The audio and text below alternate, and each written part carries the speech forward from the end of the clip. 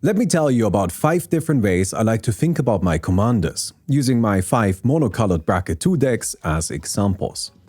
My mono green deck is Gargos, Vicious Watcher.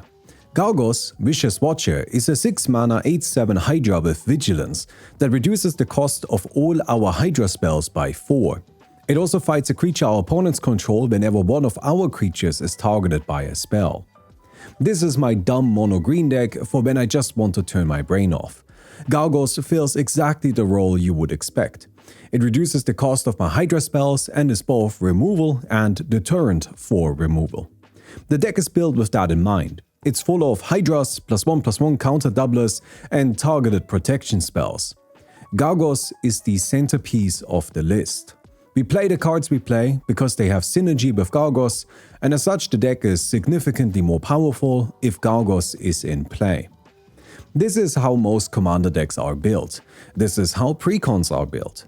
There's nothing wrong with this style. I enjoy building decks fully centered around commanders as much as anybody else. But I think it's valuable to understand that it's not the only way to build a commander deck, and that commanders can also take on very different roles. Expanding your toolbox is a crucial deck building skill. So let me tell you about my mono red deck. My mono red deck is a fairly generic spellslinger pile. I built it because I wanted to use all the cool spellslinger cards I had accumulated over time, so I threw it all together, and then I had to choose a commander. The deck is fully playable without a commander. It doesn't really need one, but the rules disagree with that. I have to pick something, so I started by choosing something obvious.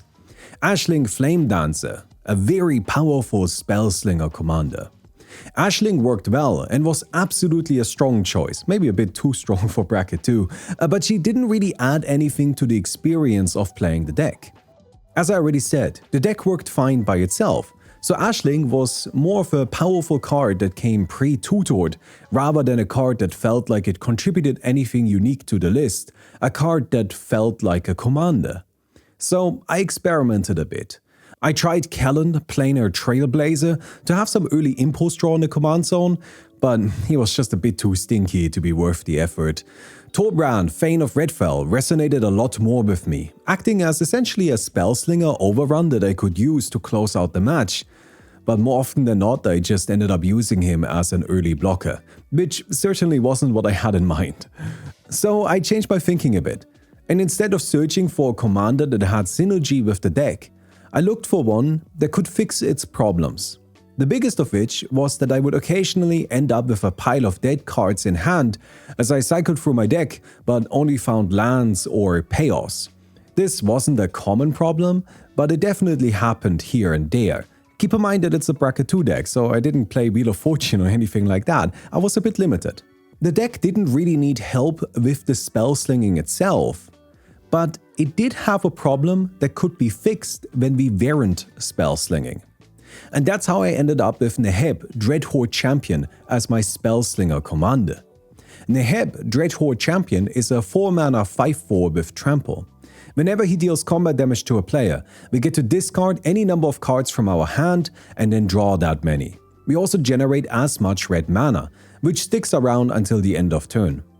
Neheb is a much weaker card than Ashling, and I think at a surface level he seems similar. They both cost 4 mana, they both wheel cards away, and they both generate mana. But the difference is that Ashling does those things only if we are already spell slinging, while Neheb functions independent of that and can turn a hand of duds into gas. Our snaily friend made a couple videos about commanders like this, which he called Counterweight commanders. Commanders chosen not because they synergize with the deck, but because they do what the deck can't.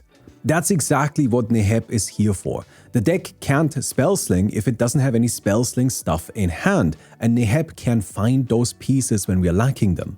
And if my position in the game and my hand is already strong enough, then I just don't bother with Neheb. I save him for later.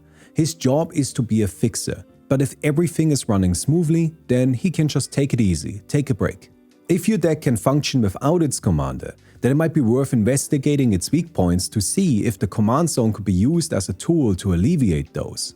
You can also use the command zone as a way to guarantee that you have access to a specific tool that you would otherwise need to find in your deck. And if your deck really relies on that tool, or interestingly enough, if your deck wants to cut that tool, then having it in a command zone can be very useful. The last of my monocolored decks that I built was the black one. I wanted to build a control deck because I didn't have one yet, but I didn't want to do it with a counterweight commander. It would have been easy to just put Massacre Girl into the command zone and then always have access to a board wipe and call that a control deck. But that didn't speak to me, mostly because I felt like the vibes were all wrong. Having a board wipe as a commander feels very petty to me, like a tantrum that's about to be thrown at any moment. I wanted a controlling deck that made my opponents dread the future. Arden the Usurper is an 8-mana 4/4. He gives demons we control menace, lifelink, and haste. And at the beginning of our combat, we get to exile a creature from a graveyard and then create a copy of that creature, except it's a 5/5 demon. Arden is stupid expensive, and by placing him in the command zone, we don't have a lot of ways to cheat him out. I don't play any, and I like it that way, because the only thing that Arden has synergy with in this deck are the finishers. Rotten Mouth Viper, Grave Titan, and Archon of Cruelty each trigger both when they enter and when they attack, which makes for some very nasty demons. Arden represents round 2 of the beatdown. He finishes the job, and he does so while looking like an absolute asshole. I love his disgusting little smirk, the hands stretched out invitingly, and we all know that he doesn't mean it. The vibe is just right. It's fine to choose a commander for atmosphere. Also, it's fine to use them as your endgame. Arden usually only joins the party after every other resource has already been exhausted, and then he quickly mops the floor with our opponents. And because he's in the command zone, our opponents know that that's what's coming, which applies significant mental pressure. They have to survive against our current assault and then also be ready for our commander. Maybe, probably, I mean that thing has to come down eventually, right? In these late game scenarios, Arden being our commander is incredibly valuable. Whereas other players will at some point run out of finishers, we really can't. We play the game ender right out of the command zone over and over again until the match is done. Don't be afraid to play a simple, big, scary thing as a commander. You'll be surprised by how effective that can be. My mono blue deck is a bit odd. It's a mono blue reanimator deck helmed by Kiora the Rising Tide.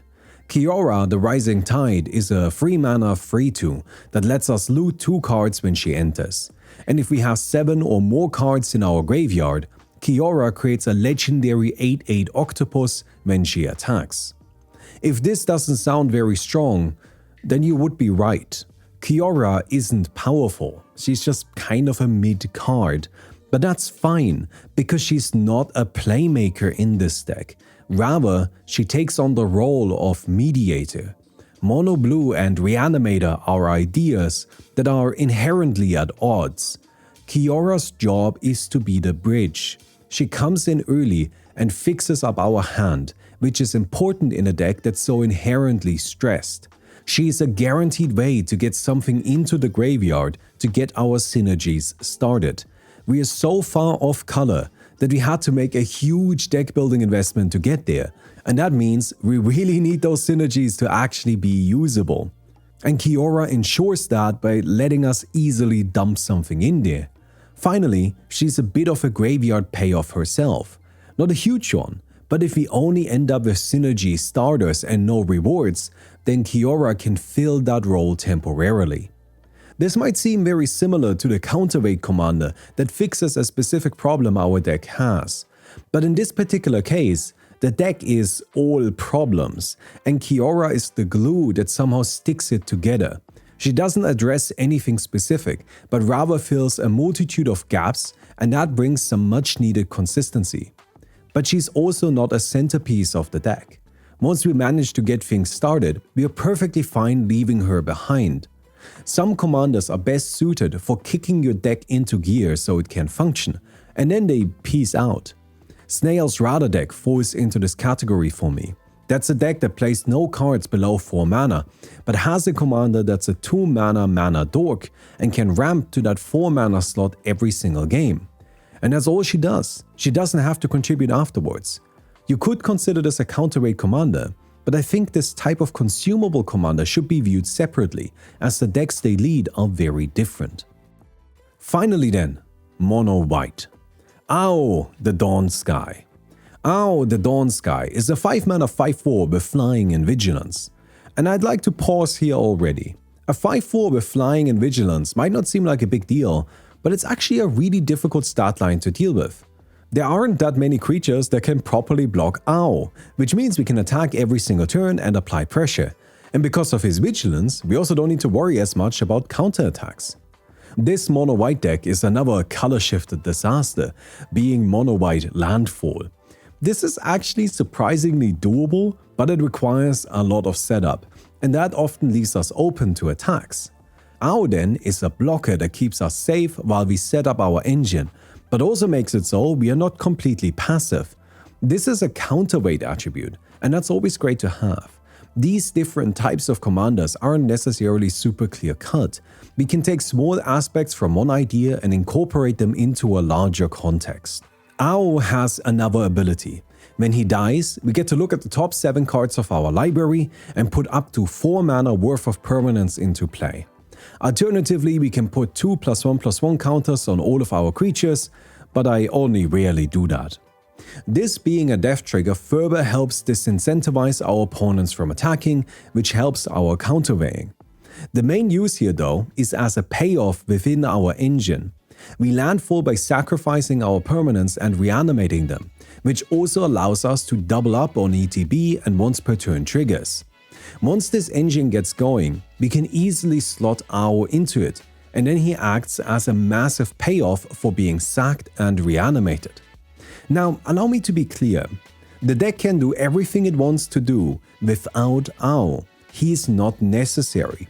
And he can't really set the engine up or contribute to it either. He can't sacrifice, he can't reanimate, he's not a land, he is not a landfall. Without the engine, he's just a big dumb dragon. But once everything is in place, Ow is the most powerful component we can use. If we think about the deck as a magical potion we are brewing, because we are witches in a magical forest cackling, it's a weird analogy, then Ow can't be the pot, the fire, or the spoon. We need all of those independently to get started. But once we have them, we sprinkle some Ow into that soup, and it becomes truly delicious. I thought we were making a potion. Is a soup a potion? Anyways, component commanders like this make yet again for a very different experience from the others that I've described today, and I would really recommend them. It's something that you hardly ever see, but admittedly they are difficult to build. These styles of commanders, Centerpiece, Counterweight, Finisher, Consumable, and Component, they are only as different as we let them be. Sometimes the same card can take on very different roles, or even the exact same deck can utilize their commander in a distinctly different style. My goal today was just to present some ideas. Commander is such a broad format that I think having an open mind towards different descriptors of the same old stuff can go a long way at furthering your understanding of how to best build decks in a way that's enjoyable. And I wasn't trying to discuss everything possible today, just the things that I thought might help you approach your next deck from a different direction. I hope you guys enjoyed that video. If you did, don't forget to give it a thumbs up. I would definitely appreciate that. And don't forget to check out my Patreon. There's a link down in the description. Please go there so you can support me directly. I know that this was a bit of an esoteric video, a bit of a strange one. I know that these different categories of commanders, they are definitely not hard lines in the sand. And you can argue that pretty much everything I described today is just counterweight. Like, if you want to say there's just the regular commanders and counterweight commanders, I feel like you can make that point. I don't know, I feel like finishers are maybe a bit different. The point is, that having more categories like this isn't necessarily meant to like solidify rules, and rather it's just meant to kind of like broaden your understanding. Like sometimes just thinking about things through a specific lens can really help you recontextualize stuff in a way that makes it feel better and more interesting. For example, I recently had an idea for a bit of a rework of a game I made before, and this right here might not make any sense to you, but this makes a lot of sense to me and really kind of helped me recontextualize how to think about that game, and now I want to work on it again in ways that I hadn't over the past couple of months. And oh no, that's gonna take way too much time. That's gonna be a lot of fun if I do it. I don't know, I have some programming that I need to learn. Okay, I'm just gonna go. I'll see you guys. Goodbye.